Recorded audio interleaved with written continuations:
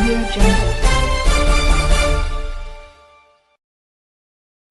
धनबाद स्थित IIT ISM में शनिवार को आयोजित प्रथम शताब्दी व्याख्यान कार्यक्रम एक ऐतिहासिक और प्रेरणादायक अवसर बनकर सामने आया।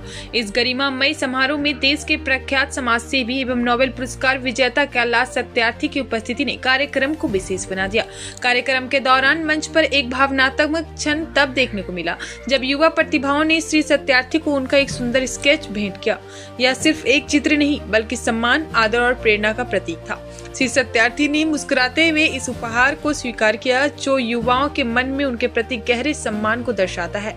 इस अवसर पर उपस्थित गणमान्य अतिथियों, शिक्षकों और छात्रों के बीच ज्ञान, सामाजिक जिम्मेदारी और मानवता के मूल्य पर चर्चा हुई। कार्यक्रम के उद्देश्य केवल व्याख्यान तक सीमित नहीं था बल्कि यह नई पीढ़ी को प्रेरित करने, सामाजिक सरकारों को प्रति जागरूक करने और राष्ट्र निर्माण में सक्रिय भागीदारी के लिए प्रोत्साहित करने का एक प्रयास भी था। इस तरह के आयोजन न केवल शैक्षणिक माहौल को समृद्ध करते हैं बल्कि छात्रों के भीतर एक नई ऊर्जा और उद्देश्य को संचार भी करते हैं। यह कार्यक्रम निश्चित रूप से उपस्थित सभी लोगों के लिए एक यादगार और प्रेरणादायक अनुभव बन गया है। So it was a great event। बहुत अच्छा कार्यक्रम था। जो उत्साह यहाँ के विद्यार्थियों में, नौजवानों में, शहर के लोगों में, प्रोफेसर्स में सब में था और मैं इसके लिए सबका धन्यवाद करता हूँ। और जिसने इस कार्यक्रम को बहुत जिद करके करवाया और सिन्हा जी और पत्नी धनु जी को भी याद करता हूँ। भरोसा करता हूँ कि जल्दी ठीक होंगे और हम लोगों के बीच में होंगे।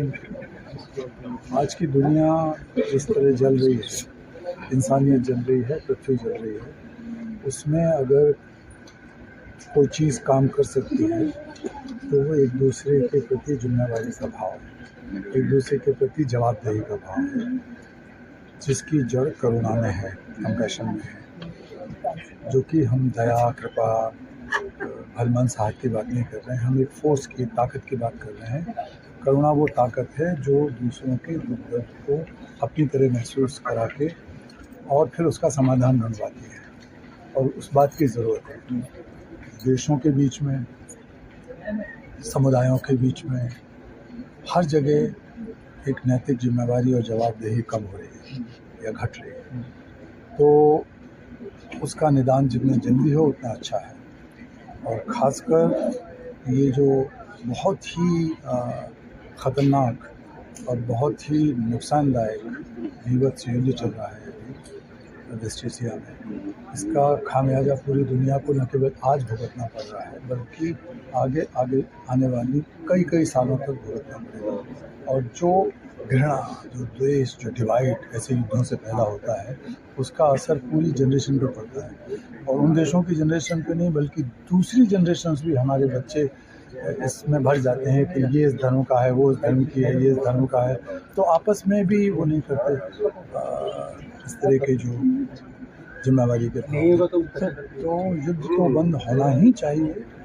और ख़ासकर जो बच्चों के ऊपर जुल्म हो रहे हैं, हत्याएं हो रही हैं, अनाथ बनाए जा रहे हैं, घायल किए जा रहे हैं, वो बच्चे तो इसके लिए दोषी नहीं थे। अब ईरान में ही देखिए 168 बच्चियाँ स्कूल के अंदर थीं और उसको तहस-नहस कर दिया, तबाह कर दिया गया।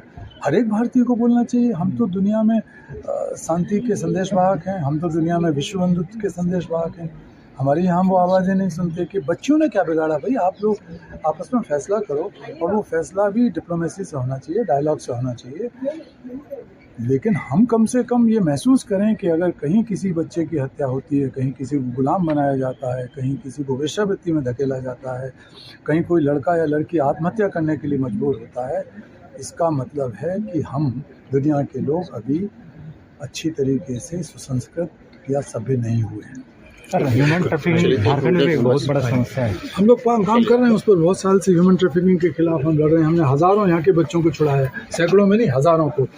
और हज़ारों बच्चों को हमने शिक्षित और पुनर्वासित किया है अपने केंद्रों में, अपने आश्रम में। झारखंड सरकार कैसे काफ़ी अच्छा कई चीज़ें हुई हैं बाल मजदूरी के खिलाफ। खासकर ये जो पूरा इलाका है आपका गिरिडीह मुख्य रूप से और कोडरमा, वहाँ पर हमने करीब 650 गाँवों को बाल मित्र गाँव बनाया। और ये सरकार, इससे पहले वाली सरकार और उससे पहले वाली सरकार, 3-4 सरकारें बदल गई इस बीच में, लेकिन उनका सहयोग हमें मिला, समर्थन मिला। और सबसे बड़ी बात वहाँ ये हुई कि बाल विवाह है, बाल मजदूरी, बच्चों का यौन शोषण रुका, बच्चों का ट्रैफिकिंग ज़ीरो हुआ, और जो नक्सलिज्म की समस्या थी वहाँ पर उससे निजात मिली, क्योंकि हमारे बच्चे सब पढ़ लिख पाए। धन्यवाद।